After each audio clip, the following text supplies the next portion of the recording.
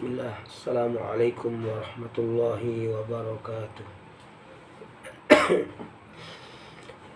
Innal hamdalillah nahmaduhu wa nasta'inuhu wa nastaghfiruh wa na'udzu billahi min shururi anfusina wa sayyiati a'malina. Man yahdihillahu fala mudilla lahu wa man yudlil fala hadiyalah. Asyhadu an la ilaha illallah wahdahu la syarika lah wa asyhadu anna Muhammadan abduhu wa rasuluh. Ya ayyuhalladzina amanu taqullaha haqqa tuqatih wa la tamutunna illa wa antum muslimun. Amma ba'd. Fa inna asdaqal hadits kitabullah wa khairal hadyi hadyu Muhammadin sallallahu alaihi wasallam wa syarrul umuri muhdatsatuha fa inna kulla muhdatsatin bid'ah wa kulla bid'atin dhalalah wa kulla dhalalatin finnar. Ma'asyiral muslimin rahimani wa rahimakumullah. Pada kesempatan yang berbahagia ini kita akan melanjutkan pelajaran kita di dalam mengkaji dan membaca sebuah risalah yang ditulis oleh Syekh Dr. Mahmud Al-Misri hafizahullahu ta'ala, yang beliau beri judul Al-Fiqhul Muyassar lil Mar'atil Muslimah. Jamaah sekalian, pelajaran kita atau pembahasan kita pada kesempatan hari ini adalah masih berkaitan tentang masalah mandi, dan kita sampai pada tata cara mandi dari mandi junub.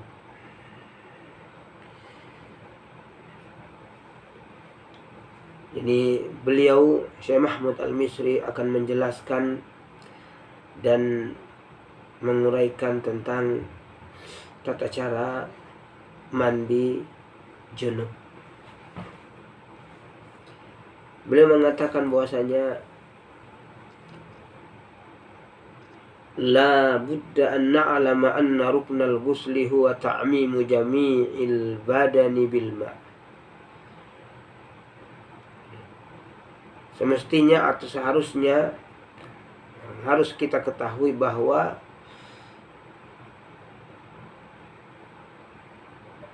rukun mandi adalah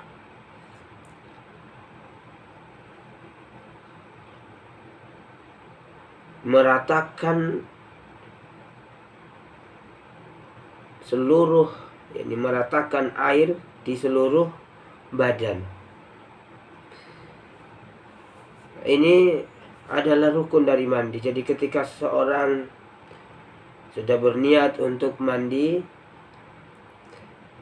untuk menghilangkan hadas besar, kemudian dia guyur tubuhnya dan diratakan air sehingga mengenai seluruh tubuhnya, maka ini dari ujung kepala sampai kaki, maka inilah hakikatnya mandi. Dan terpenuhi rukunnya, maka sah mandinya. Sah mandinya. Dan inilah yang dikatakan oleh para ulama, bentuk mandi yang seperti ini, mandi yang menggugurkan atau menghilangkan hadas.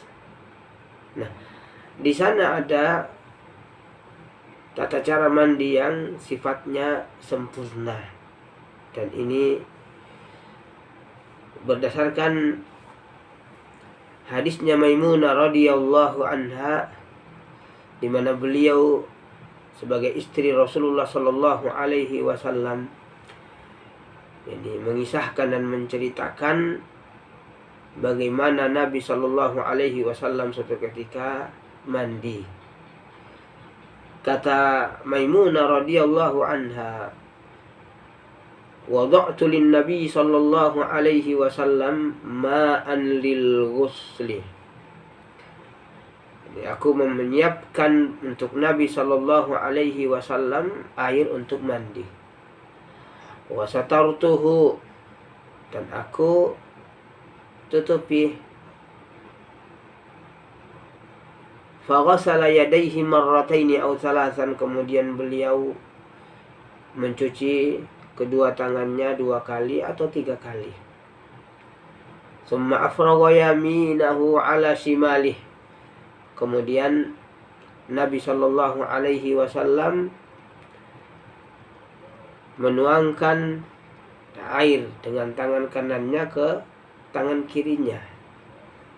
Faghasala madzakirahu, di riwayat yang lain disebutkan bahwasanya ini faghasala farjahu wa ma asabahu minal adza. Beliau kemudian mencuci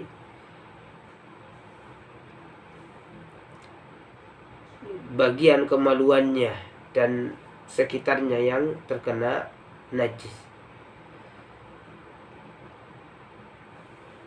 Summa dallaka yadahu bil ard au bil haid, kemudian beliau menggosokkan tangannya dengan tanah, dengan lantai atau dinding. Summa ghasalaha, kemudian beliau mencuci tangannya. Summa matmada wastansyaq, kemudian beliau berkumur-kumur dan istinsyaq. Wa ghasala wajhahu wa yadayhi wa ghasala ra'sahu, kemudian beliau mencuci mukanya, kedua tangannya, ya tentunya sampai siku, kemudian kepalanya. Summa sabba ala jasadihi, kemudian beliau menuangkan air ke tubuhnya. Summa tanahha faghasala qadamai, kemudian beliau menjauh, maksudnya menjauh dari tempat beliau mandi. Kemudian beliau mencuci kedua kakinya. Fana waltuhu khirqatan, kemudian aku menyodorkan kepada beliau kain. Kalau kita kenal sekarang handuk. Faqala biyadihi hakadha wa lam yuridha, maka Nabi sallallahu alaihi wasallam menolaknya, tidak menggunakan kain yang diberikan oleh Maimunah untuk mengeringkan badannya. Nah, berdasarkan hadisnya Maimunah radhiyallahu anha ini jamaah sekalian, maka dapat kita uraikan tentang bagaimana tata cara mandi junub yang sifatnya sempurna. Yang pertama, seorang wanita hendaknya dia berniat. Ini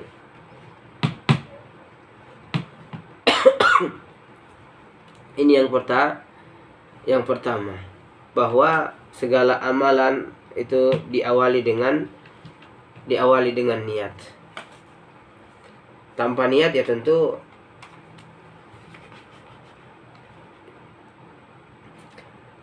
akan menjadikan amalan tersebut tidak tercatat di sisi Allah Subhanahu wa ta'ala.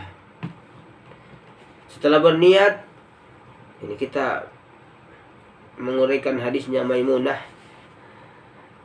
Ini seorang wanita mencuci kedua tangannya 3 kali. Setelah itu mencuci kemaluannya dengan tangan kirinya, jadi menggunakan tangan kiri. Bisa menggunakan alat pembersih seperti sabun dan yang lainnya,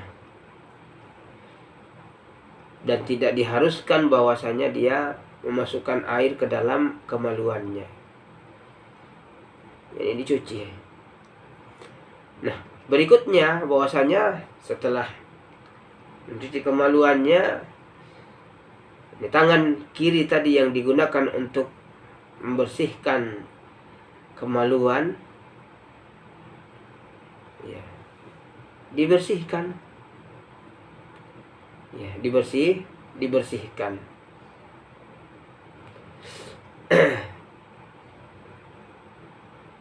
Bisa dengan cara digosokkan ke lantai atau ke dinding, habis itu dicuci. Nah, setelah itu kemudian berwudu seperti wudu orang mau sholat. Nah,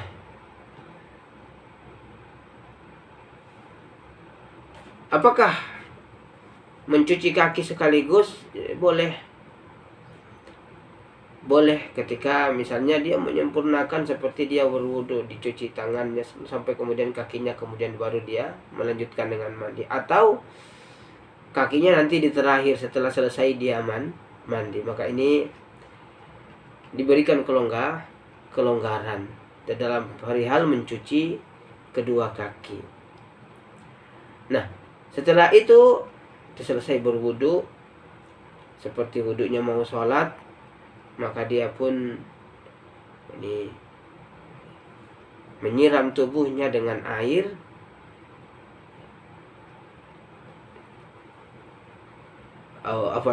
dia pun menyiram kepalanya, ya, dengan air sambil diratakan ini 3 kali sehingga air sampai kepada ini kulit kepala atau akar rambut. Nah, berkenaan tentang masalah orang atau wanita yang mandi janabah, ketika misalnya dia punya rambut yang panjang kemudian dikepang atau yang semisalnya, maka untuk mandi janabah tidak harus kepangnya dibongkar, ya, tidak harus kepangnya dibongkar, ya. Tetapi apa yang harus dilakukan? Ya, dia siram, ya, dia siram, dia usahakan bagaimana air bisa sampai ke kulit kepalanya. Nah,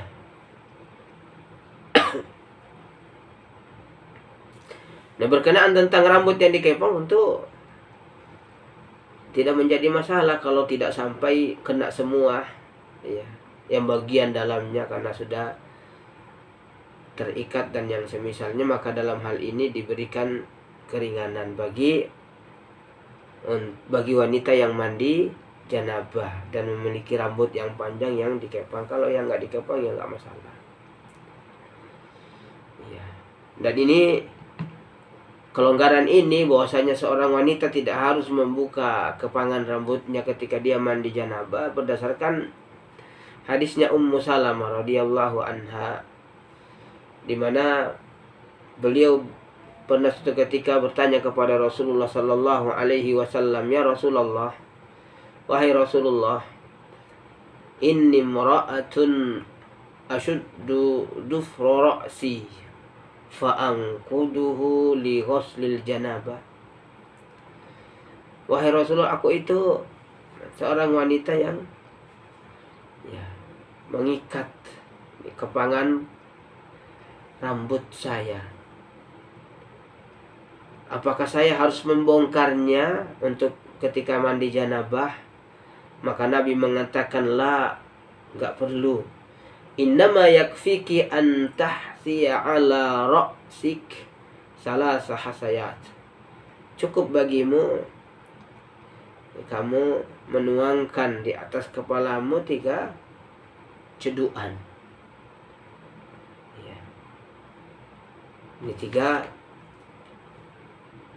telapak, ada 2 telapak tangan seperti ini 3 kali disiramkan ke atas kepala dan nggak perlu membongkar kepangan. Nah, ini hadisnya Maimunah ini yang dijadikan landasan oleh para ulama bahwa bagi wanita yang mandi janabah tidak diwajibkan untuk membongkar kepangan rambutnya. Berbeda nanti dengan mandi ketika mandi dari suci dari haid atau mandi suci dari nifas, maka ini harus dibuka dan akan kita sebutkan insya Allah.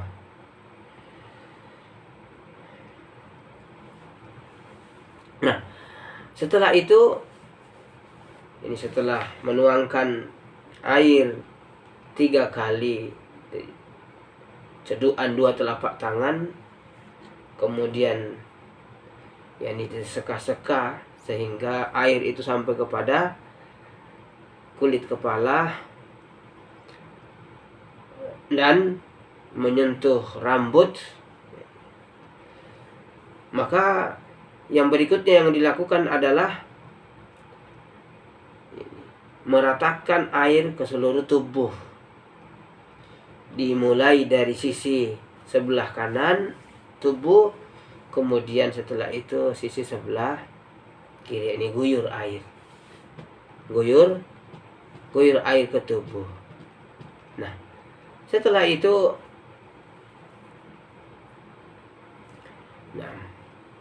bagi orang-orang misalnya yang tadi wudu dia belum cuci kaki, maka dia kemudian bergeser dari tempat mandinya, kemudian mencuci kakinya. Ya. Kemudian mencuci kakinya. Ini bagi orang-orang yang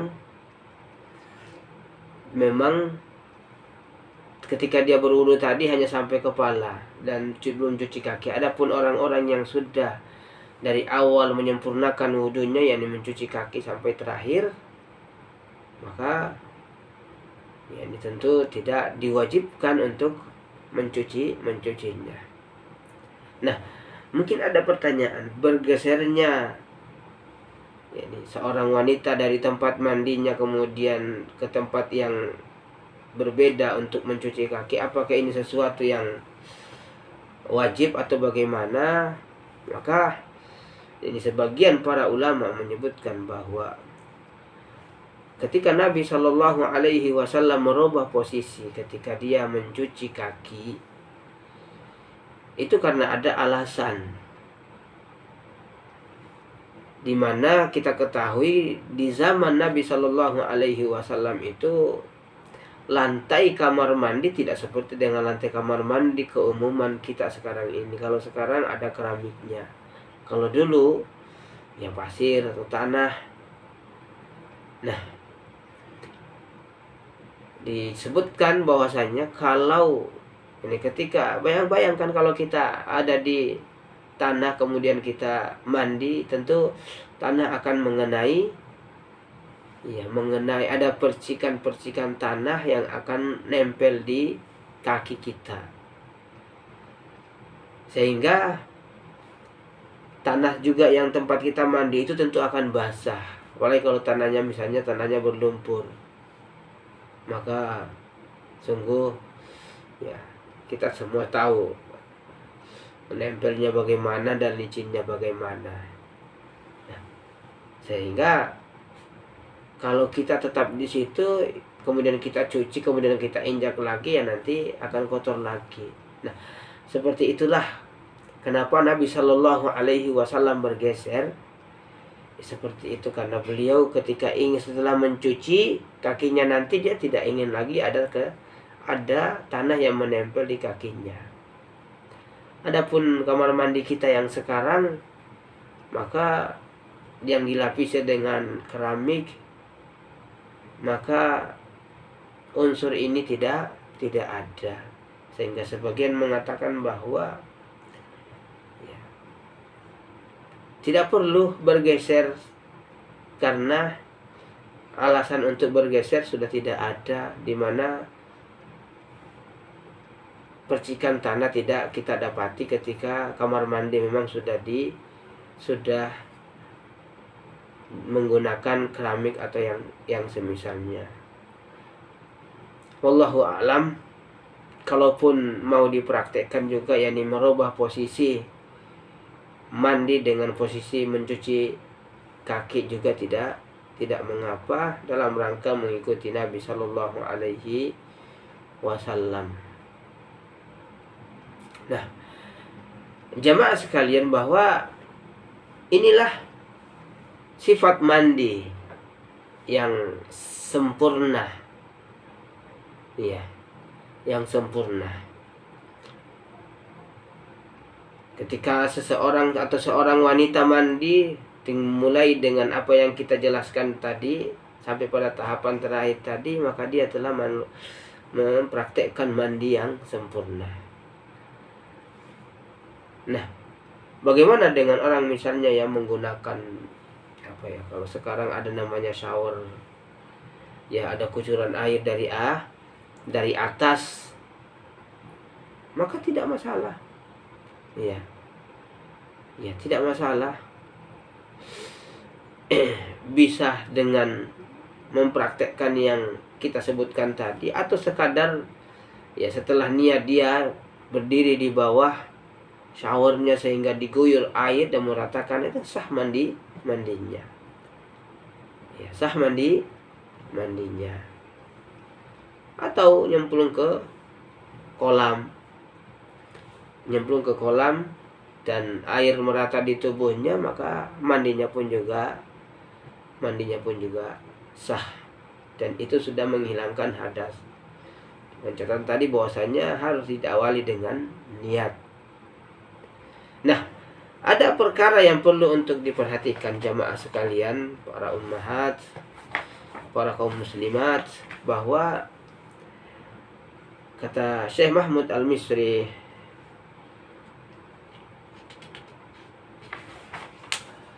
beliau mengatakan bahwa wa yanbaghi an tajtanibal mar'atu massa farjiha biyadiha ba'dal ghusli idza aradatil muhafazata ala wudu'iha.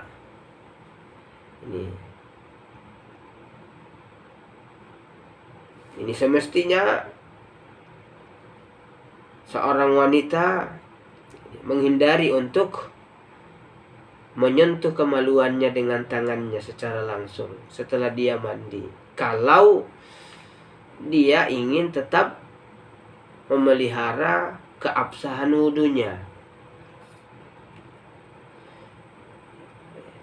Setelah mandi, ketika dalam proses mandi atau masih sedang mandi, maka tidak mengapa, ini menyentuh kemaluan. Tapi yang disebutkan oleh Syekh di sini adalah ketika sudah selesai mandi. Karena kalau sudah selesai mandi kemudian menyentuh, menurut apa yang telah kita sebutkan bahwasanya menyentuh kemaluan secara langsung itu membatalkan wudu. Ini bagi orang yang mengikuti pendapat ini. Dan di sana ada pendapat yang mengatakan bahwasanya menyentuh kemaluan itu tidaklah membatalkan wudu. Jadi bagi orang-orang yang berpendapat bahwasanya menyentuh kemaluan ini membatalkan wudu, maka kalau dia ingin tetap memiliki wudu, maka setelah dia mandi dia jangan menyentuh kemaluannya. Ya. Adapun dalam proses mandi atau sedang mandi maka tidak mengapa. Nah, apakah ketika dia menyentuh kemaluannya setelah mandi juga membatalkan? Tidak bisa lagi ketika misalnya dia mau sholat, apakah dia wajib untuk berwudu? Maka kalau kita katakan bahwa menyentuh kemaluan itu tidak membatalkan mandi. Ketika dia mandi dan dia niatkan untuk menghilangkan hadas, ini hadas besar, maka tentu itu tidak membatalkan mandi. Berarti dia dalam keadaan masih suci, maka dia boleh sholat tanpa harus berwudu lagi, berwudu lagi.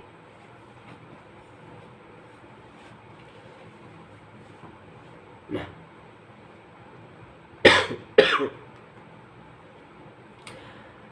kemudian beliau mengatakan bahwasanya yajuzu lirrajuli an yaktasila huwa wa zaujatuhu min ina'in wahidin. Yani kata beliau bahwasanya boleh bagi seorang suami mandi barengan sama istrinya dari bejana yang sama. Karena Rasulullah Shallallahu Alaihi Wasallam juga seperti itu. Diceritakan oleh Aisyah radhiyallahu anha bahwasanya Nabi Shallallahu atau beliau Aisyah pernah mandi bersama Rasulullah Shallallahu Alaihi Wasallam, ya, dari bejana yang sama. Jadi tidak ada salahnya ketika suami istri ingin mandi bareng. Dan berangkat dari sini dipahami bahwasanya melihat atau saling melihat aurat antara suami istri tidak menjadi permasalahan. Boleh bagi seorang suami melihat aurat wanita istrinya, begitu juga wanita boleh untuk melihat aurat suaminya. Begitu juga dengan menggunakan sisa air. Ini sisa air yang digunakan oleh pasangan, misalnya seorang istri menggunakan sisa air yang digunakan oleh suaminya yang masih ada di bejana, ember atau baskom misalnya, maka boleh baginya untuk menggunakan air tersebut. Iya, untuk menggunakan air tersebut. Ini berdasarkan hadisnya Abdullah ibnu Abbas radhiyallahu anhuma, disebutkan bahwasanya iktasala ba'du azwajin Nabi sallallahu alaihi wasallam. Ini sebagian istri Rasulullah sallallahu alaihi wasallam itu mandi fi jafnatin, yani bejana. Faja'an Nabi sallallahu alaihi wasallam liyatawaddu'a minha, maka Nabi datang kemudian ingin berwudu dari bejana tersebut, yakni sisa air yang digunakan oleh istri-istri beliau mandi. Aw yaktasilah, atau beliau ingin mandi, maka faqalat lahu, maka istri Nabi mengatakan kepada beliau, ya Rasulullah, wahai Rasulullah, inni kuntu junuban, aku tadi itu junub. Jadi maksudnya tadi saya mandi dan ini adalah sisa air mandi junub saya, bukan bekas tapi sisa. Faqal, maka Nabi mengatakan innal ma'a la yajnub, sesungguhnya air itu tidak junub. Sehingga dari sini dipahami bahwa menggunakan sisa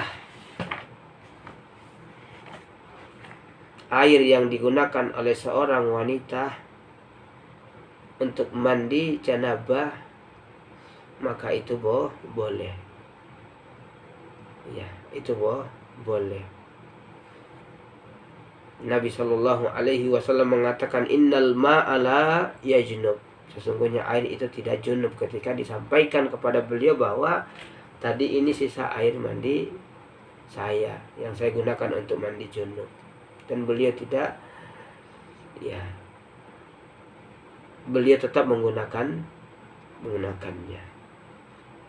Nah, timbul pertanyaan jamaah sekalian, mungkin hal yang berkaitan tentang masalah ini. Bagaimana seandainya ada seorang wanita yang digauli suaminya, kemudian dia junub. Ini ada wanita junub, belum mandi, belum sempat mandi janabah, datang haid. Maka kondisi yang seperti ini, apa yang harus dilakukan? Apakah mandi 2 kali? Pertama mandi junub, habis itu setelah nanti dia suci, dia mandi, ya, untuk bersuci dari haid. Ya, maka kata Syekh Mahmud Al-Misri, fala yalzamuha an taktasila lil janabah, maka tidak wajib baginya untuk mandi junub. Apa terus? Wa innama idza zalatil haidatu iktasalat lil janabah wal haid ma'an wa tanwihi ma jami'an. Dia hanya apabila haidnya setelah selesai, maka dia hanya wajib untuk mandi, ya, mandi janabah sekaligus mandi untuk bersuci dari haid dengan niat yang dibarengkan. Jadi niatnya menghilangkan hadas, ini ada hadas besar, karena junub juga hadas besar, kemudian haid juga hadas besar, maka cukup seperti ini. Jadi gabungkan niat antara niat menghilangkan junub dan menghilangkan, yakni atau niat untuk bersuci dari haid. Tidak harus mandi dua kali. Ini jamaah sekalian, ketika ada kasus yang terkumpul padanya dua hal yang itu sama-sama mewajibkan mandi. Dia junub, sebelum dia mandi dia haid. Maka sebagaimana yang dikatakan oleh Syekh Mahmud Al-Misri, bahwa yang wajib baginya ya mandi sekali, dan dia niatkan untuk mandi janabah sekaligus mandi suci dari haid. Ini dia niatkan untuk menghilangkan hadas besar, maka ini cukup baginya, tidak harus mandi dua kali. Tapi kalau dia ingin misalnya, yakni setelah junub dia bersihkan kemaluannya, kemudian mata dia mandi, maka boleh-boleh saja. Apalagi kalau memang istilahnya airnya banyak, ya, maka tidak mengapa. Kita katakan boleh, tapi tidak kita katakan wajib. Jadi dia nanti setelah haid dia mandi lagi. Ini mandi dua kali.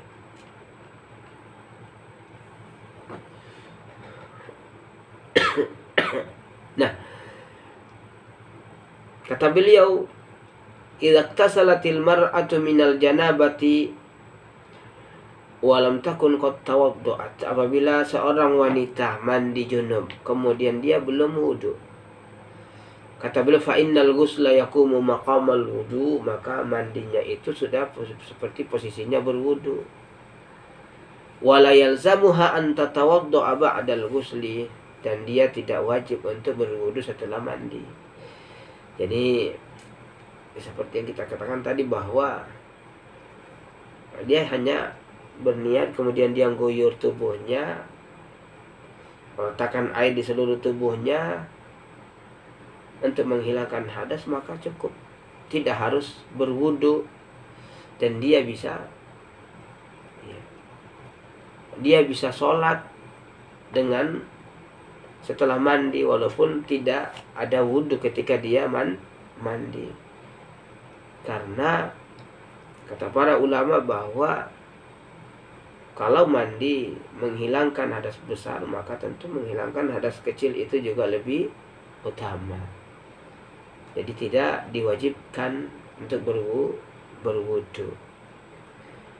Jadi seorang wanita misalnya mencukupkan diri dengan mengguyur tubuhnya tanpa memulai dengan wudu, maka sah, dan dia boleh sholat dengan mandi yang dia lakukan. Dia dikatakan suci. Nah, jemaah sekalian, ketika seorang wanita misalnya junub, atau haid, kemudian selesai haidnya, apakah di waktu junub itu dia langsung wajib mandi, atau pada waktu haidnya selesai dia langsung wajib mandi, atau bolehkah baginya untuk menunda? Nah, kita katakan bahwasanya boleh, selama belum mau sholat. Yang menjadikan dia harus menyegerakan mandi adalah ketika dia mau sholat, karena dia harus suci. Junub jam 9 pagi, duhur jam 12 misalnya. Jam 9 pagi apa dia harus mandi, wajib harus langsung mandi? Maka kita katakan boleh dia akhirkan sampai jam 12. Ya. Begitu juga dengan haid. Tiba-tiba tamunya ini datang jam 9 pagi. Berhenti.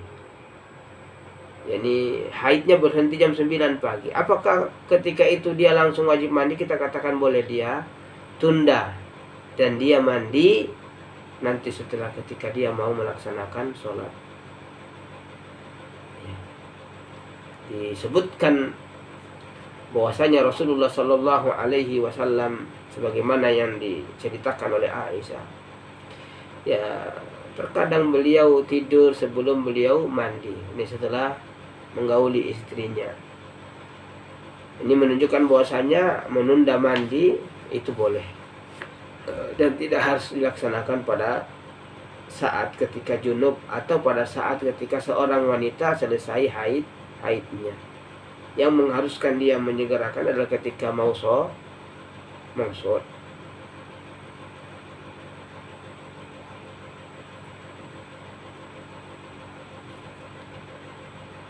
Nah, jamaah sekalian,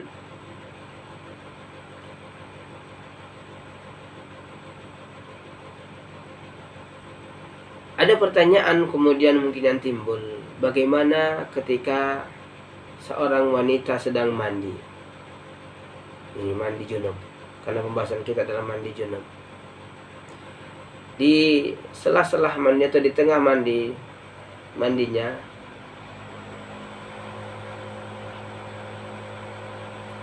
kentut ataukah kencing, ya. Apakah setelah kentut dia harus mengulang mandi dari awal atau dia lanjutkan? Atau setelah kencing dia mengulang dari awal atau dia cukup melanjutkan? Maka kata Syekh Mahmud Al-Misri, fala yalzamuha an tu'idal ghusla wa innama tutimmul ghusl. Jadi tidak wajib baginya untuk mengulang dari awal. Jadi dia lanjutkan. Lanjutkan. Wa ma 'alaiha illa an tatawadda. Yani tidak ada kewajiban baginya kecuali dia berwudu. Dan ini adalah pendapatnya mayoritas ulama, kata beliau. Mayoritas ulama berpendapat demikian. Jadi dia mandi, kemudian belum selesai dia kentut atau dia pipis, maka dia tidak harus mengulang dari awal. Dia tidak harus mengulang dari awal wudu mandinya, dilanjutkan.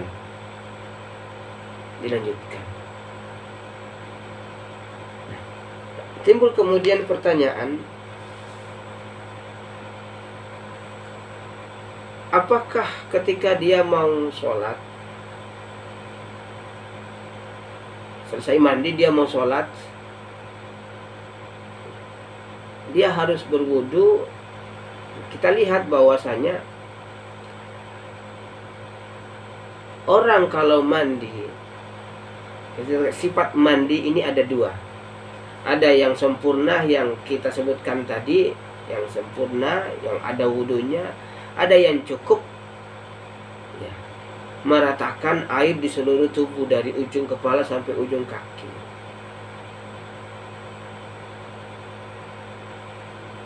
Nah, orang yang mandi seperti ini kita katakan bahwasanya dia sudah suci. Nah, berangkat dari sini makanya bahwasanya tidaklah wajib bagi seorang wanita untuk berwudu ketika dia sudah mandi. Mandinya ini sudah menghilangkan hadasnya dan dia menjadikan dia suci, dan boleh dia sholat tanpa harus berwudu, dengan catatan tadi selama tidak ada terjadi kentut kah, kencing kah setelah mandi. Adapun yang terjadi ketika sedang mandi, maka ini tidak mengapa.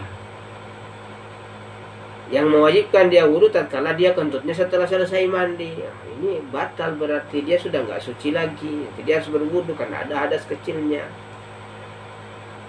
Pipis setelah selesai mandi, maka dia harus berwudu ketika dia mau sholat. Adapun pipisnya ketika pertengahan mandi atau kentutnya ketika pertengahan mandi, maka lanjutkan mandinya. Setelah itu dia bisa sholat ya dengan mandi tersebut. Ya, dia bisa sholat dengan mandi tersebut karena dia dihukumi suci. Wallahu a'lam. Nah, ada permasalahan yang disebutkan oleh Syekh Muhammad Al-Misri terkait tentang penggunaan handuk.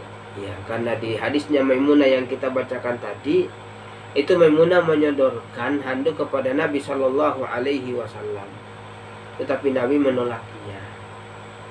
Nah, apakah ini bisa dijadikan dalil bahwasanya tidak boleh bagi seorang wanita untuk mengeringkan bekas mandi atau bekas air mandi yang ada di tubuhnya, ataukah bagaimana? Pendapat yang kuat bahwa boleh, ya, boleh. Adapun bagaimana dengan kasus Nabi menolaknya, nah, ini sesuatu yang punya ihtimal. Ini ada beberapa kemungkinan. Jadi tidak menunjukkan secara mutlak bahwasanya memang tidak boleh, tetapi perbuatan Nabi Shallallahu Alaihi Wasallam ketika disodori oleh istrinya kain untuk mengeringkan air di tubuhnya, ini tidak bisa dikatakan bahwasanya secara mutlak tidak boleh. Itu tadi bahwasanya ada beberapa kemungkinan. Ya, mungkin beliau tidak suka dengan kain itu atau yang lainnya. Tapi dari perbuatan Maimunah yang menyodorkan handuk, dari sini dikatakan oleh para ulama bahwa ini menunjukkan bahwa kebiasaan yang ada pada mereka, bahwasanya memang ketika selesai mandi mereka menggunakan handuk, menggunakan kain untuk mengeringkan air. Kalaulah tidak menjadi kebiasaan, tentu Maimunah tidak akan menyodorkan kain tersebut kepada Nabi. Nah, dari sini kita pahami bahwasanya pendapat yang mengatakan bahwasanya dibolehkan ini lebih kuat ketimbang yang mengatakan tidak boleh dengan alasan Nabi menolaknya. Padahal kita katakan penolakan Nabi ini mungkin ada beberapa kemungkinan. Beliau tidak suka dengan kainnya dan yang semisalnya. Adapun Maimunah radhiyallahu anha, ketika beliau menyodorkan kain ini menunjukkan bahwasanya seperti itulah yang mereka pahami dan yang biasa mereka lakukan. Kalau tidak biasa mereka lakukan, maka tidak mungkin Maimunah menyodorkan kain kepada Nabi Shallallahu Alaihi Wasallam.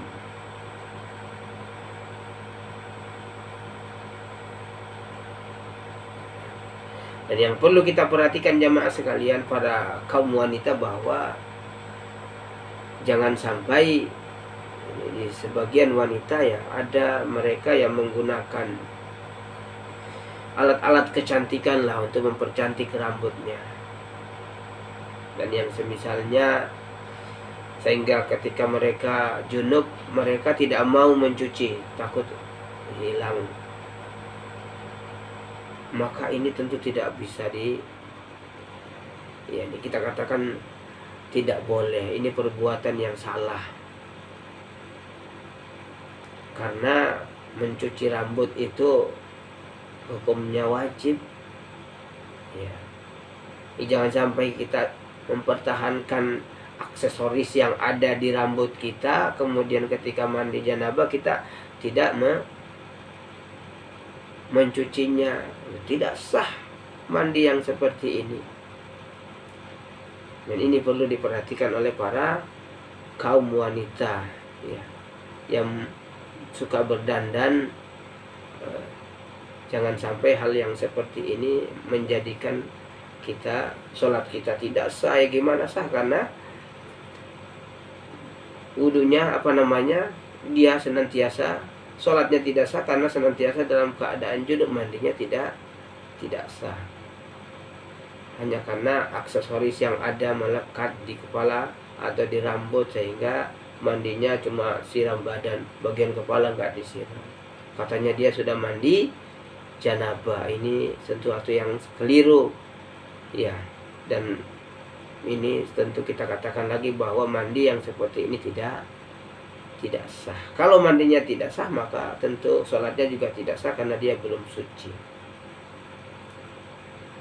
Nah, jamaah sekalian, mungkin ini yang bisa kita sampaikan pada pertemuan kali ini. Insya Allah kita akan melanjutkan pada pertemuan berikutnya tentang tata cara mandi